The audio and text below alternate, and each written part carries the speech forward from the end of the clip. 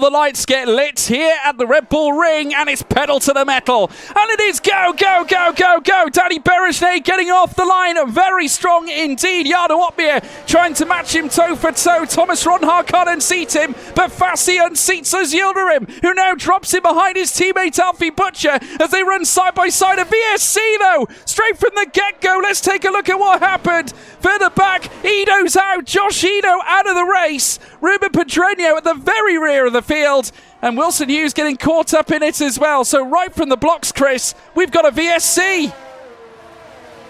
Well, that was quick. I couldn't even get to the end of sector one.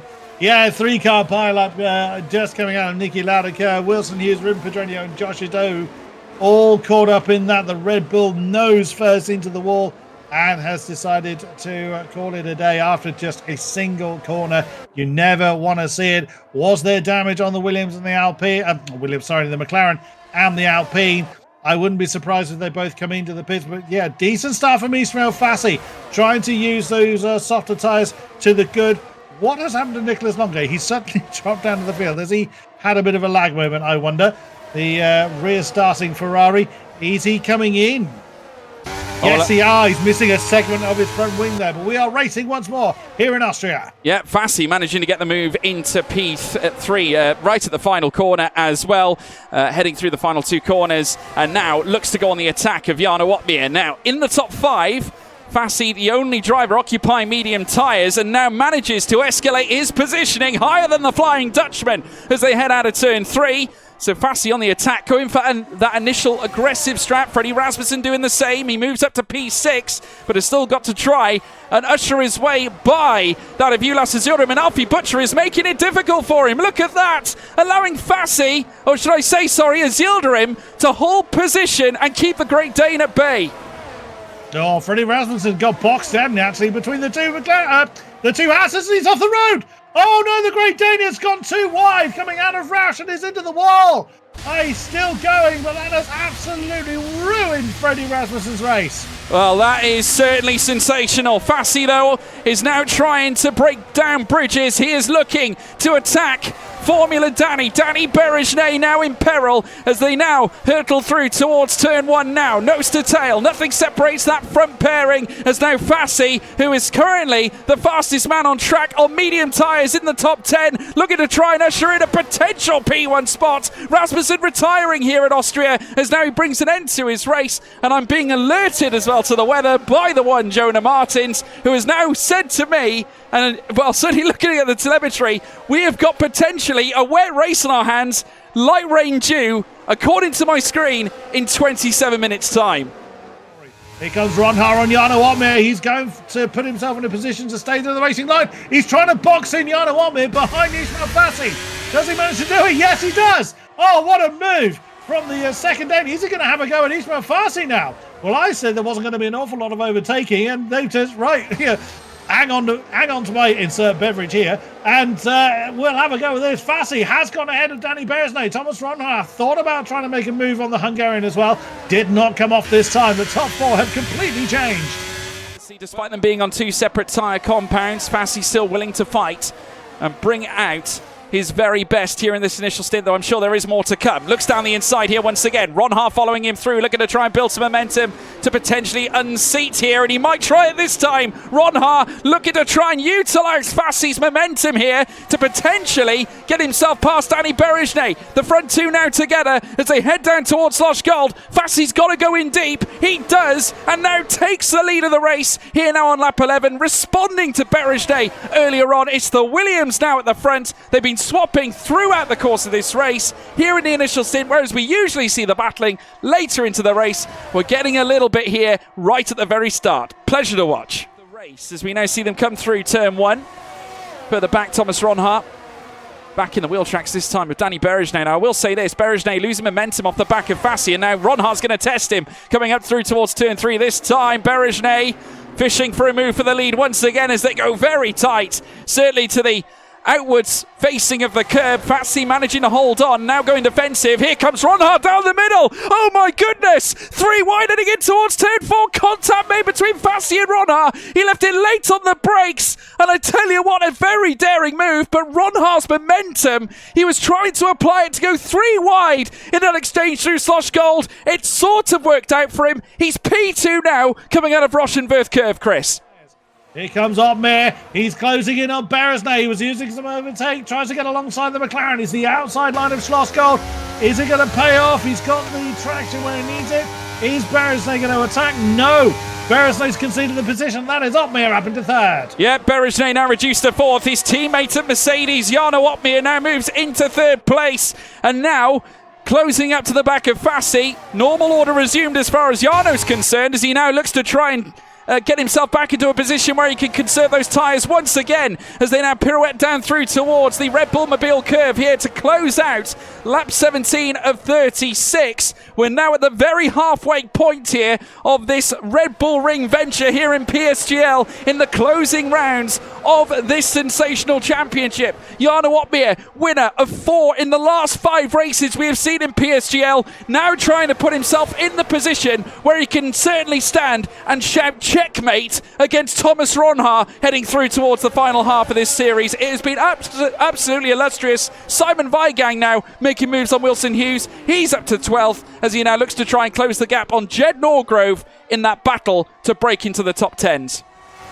Yeah, well, that gap has been slowly building. It's now 6 seconds between what is now Simon Weigang in that 12th spot and the rest of the field. So without some kind of safety car intervention, I can't see that gap is going to fall. It's raining! The rain has started. The raining has started. That's a good English. The rain has begun. So it's begun a bit earlier than we thought. So that is now going to start making people think about it. And it does have a bit of a placebo effect.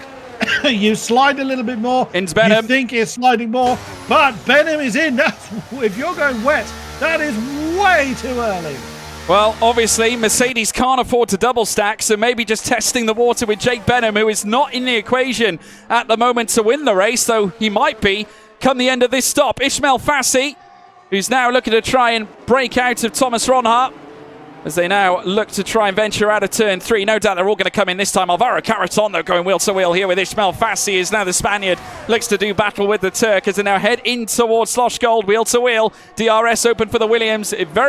Very soon, I'm sure, we'll see that DRS option close in front of the drivers because, of course, race control are going to step in. They will not be allowed to use DRS should the weather become far too torrential, which we can certainly expect, especially given that 3 drivers have now already opted for that intermediate tyre set. They're now coming through towards the final sector. Ronhard out in front, 3/10 clear here of Ismail Fassi. They'll beckon their way down through towards the final bend, not deciding to come into the pits. They think it's too early, but Beresnay is coming in, Chris.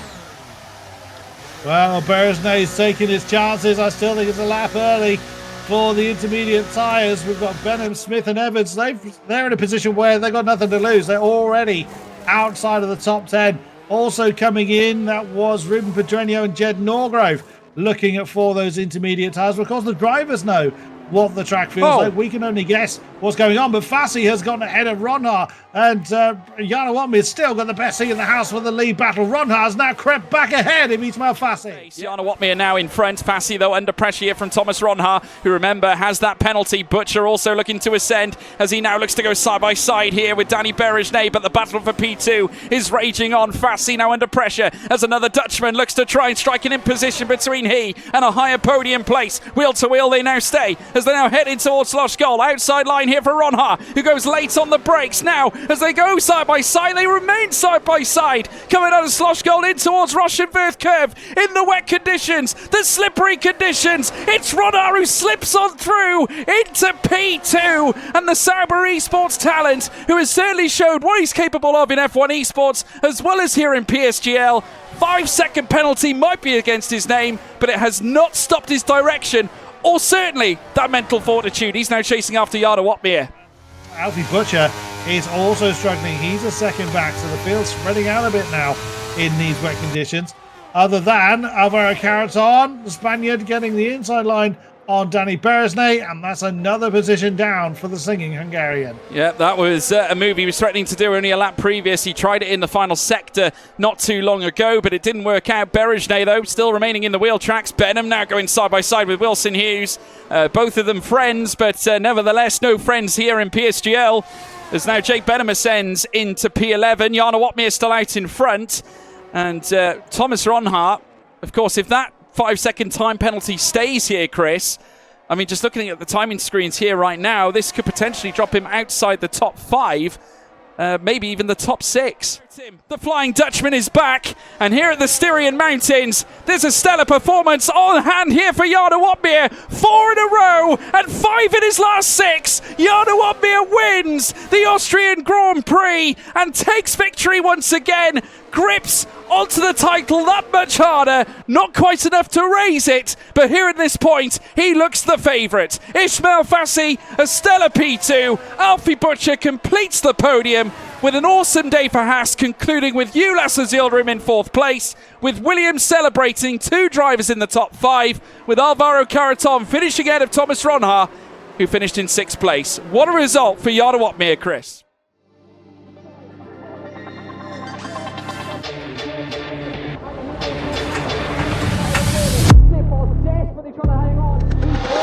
He's got the inside, Opmeer is through on the left-hand side.